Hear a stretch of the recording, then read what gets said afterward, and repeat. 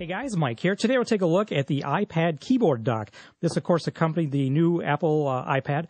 And, this just came in a few days ago, so I thought I would check it out. And overall, I really liked it. I was a little surprised at how much I like it.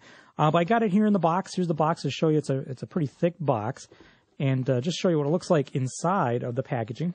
Here it is right here. And the reason is it's so thick is you can see it has a pretty tall profile. Really conceptually I had some issues with this device.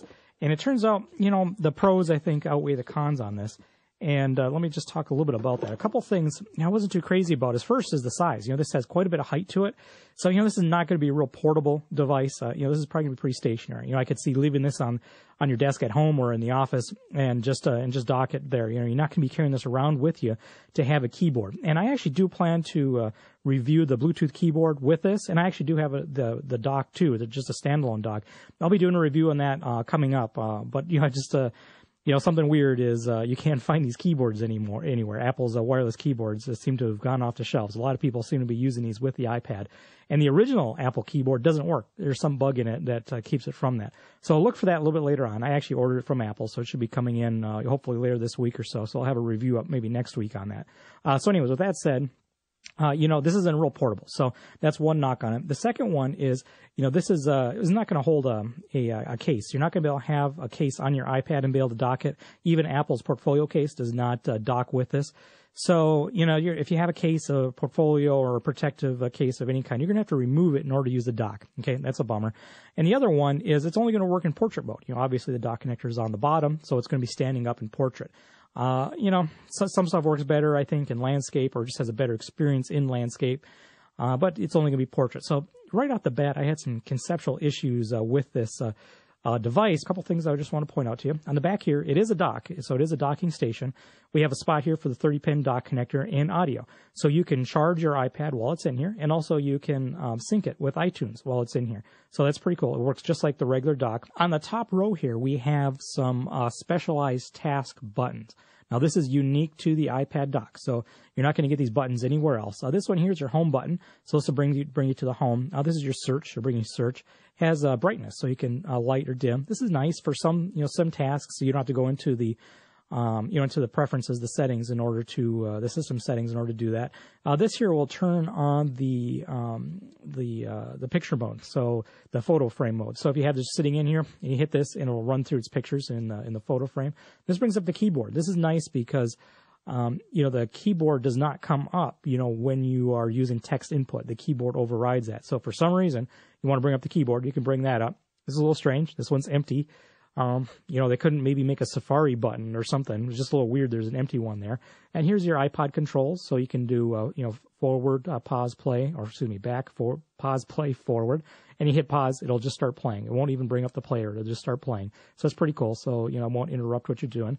Volume, mute, just like on the regular keyboard, mute, down and up. And you got the lock. This will put it in its lock state. Okay, so those are the specialized keys for the keyboard. Okay, so we have the iPad dock here. So let's bring up the home. So here's our home. I'm going to open up Safari. I want to show you just a couple things here. So we'll tell it to, we're going to search for subscription form. And we're going to have a web form that we want to do. As you can see, this is an interesting interface where I type and I'm still interacting, with the web directly with the touch interface. This is a pretty cool, cross use of interface. And so I select my cursor in the name. And let's say we just start typing our name in, right? And then when you want to go to the next field, you just hit the tab key, and there you go, right? Pretty cool. Now let's say, I want to, copy paste this right down there. Well, for copy paste, just do Command A, just like on the Mac, and copy. Hit tab to the next field, paste. Okay, pretty cool stuff. So it has some interesting, extra added, commands that you don't have with the touch interface. Something missing, you can't open up a new web browser or a new tab. That'd be nice to have support inside of Safari for that. But this is pretty cool on some extra added stuff you can do with it. Let's go back to let's open up Pages. And so what we're going to do here, you can see I have this as a test of the keyboard. I'll do the insert. Here's another one. Hit select, and you can go back just like so, or hit up, delete. So it makes text editing a little bit easier. And same thing here. It's very responsive, As you can see right there, it's doing the suggested test, the typing as if I was typing on the iPad. It'll still give you the predictive text thing. So that works pretty well too. So it's very responsive. You have the same features as if you're typing, directly on the screen.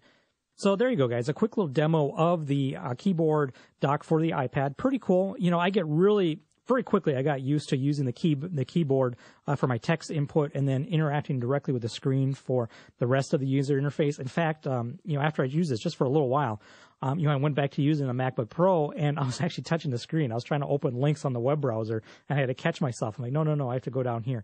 So it's a very intuitive combination. I really like this. This adds a whole new dimension, I think, to the iPad. And, so I think it's a real value added accessory for the iPad. And I definitely would recommend something like this, or maybe the Bluetooth keyboard. Like I said, we're going to be covering this hopefully next week or so. So I'm really curious what it'll be, a little more portable solution. But overall, pretty cool. A couple of other things to note is, there's no batteries with this. This is fully powered by the iPad, so that's pretty cool. Another thing is it doesn't work for the iPhone. If you put the iPhone in here, it doesn't recognize the keyboard. I figure that's going to be changed here with a software update. It's going to be supported. But right now, it only works for the iPad. There you go. Pretty cool device. I definitely like this, and I'm glad I picked it up. It makes it much, much more useful with the keyboard input. So I definitely recommend checking it out if you plan on doing a lot of text input with your iPad. All right, guys. This is Mike from Insanely Great Mac.